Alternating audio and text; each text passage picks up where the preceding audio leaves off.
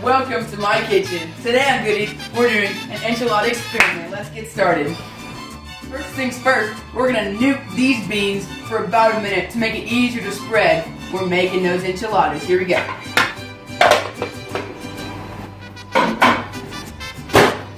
We're gonna do second, is we're gonna turn this stove up on low. Here we go. And then we're gonna melt this coconut oil.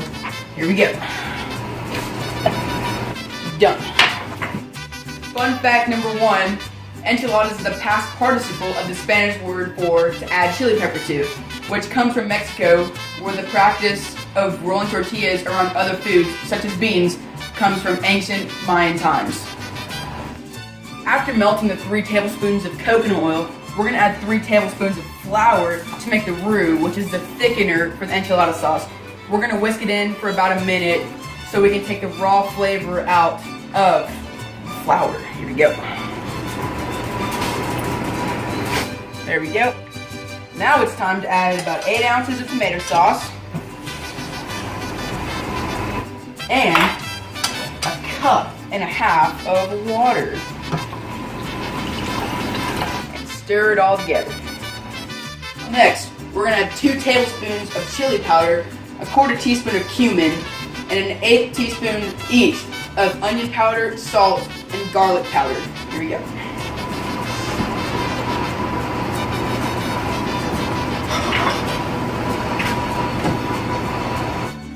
Alright, we're going to let this thing simmer for about 15 minutes and it's going to start to thicken.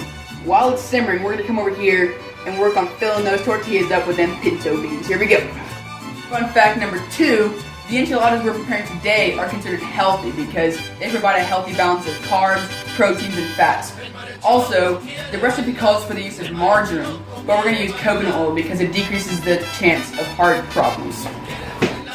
Next, we're going to work on filling these tortillas with beans. Alright, here we go. Ah, it's hot. Yeah.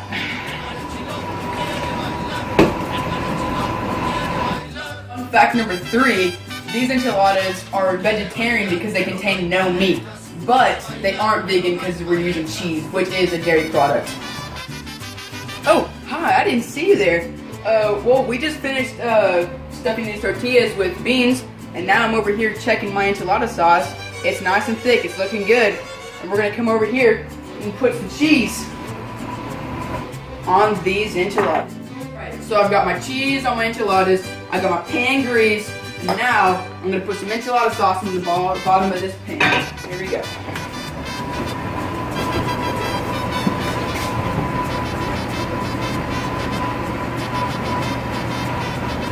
Looking good. Alright, so now we're going to roll these bad boys up and put it in this pan, seam side down. Looking good. Fact number 4, enchiladas have their own special day dedicated to them. It's May 4th and it's known as National Enchilada Day. Now that I got these enchiladas rolled up and in the pan, we're going to bring it over here next to the enchilada sauce. And we are going to cover these bad boys up with the enchilada sauce.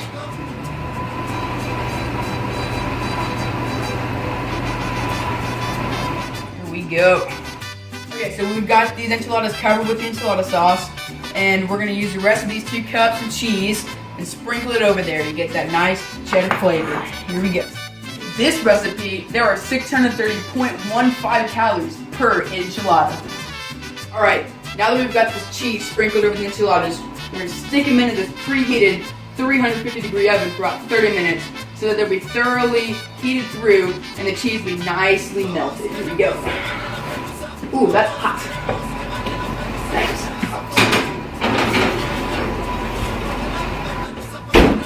Let it do its business.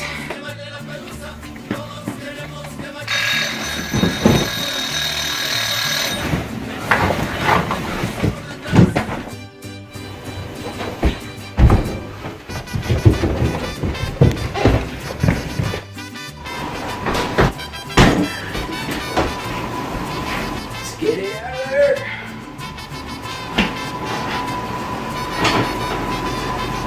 Woo. That is looking good. Look at that. Enchiladas are mainly beans, which are high in protein. This classifies this dish as a protein, which helps build and repair muscles, hair, and nails. Proteins can also help transport oxygen, help transmit signals, help your body defend itself from bacteria and viruses, and speed up bodily reactions. This has been Good Eats. Hope you enjoyed. Stay tuned for our next episode.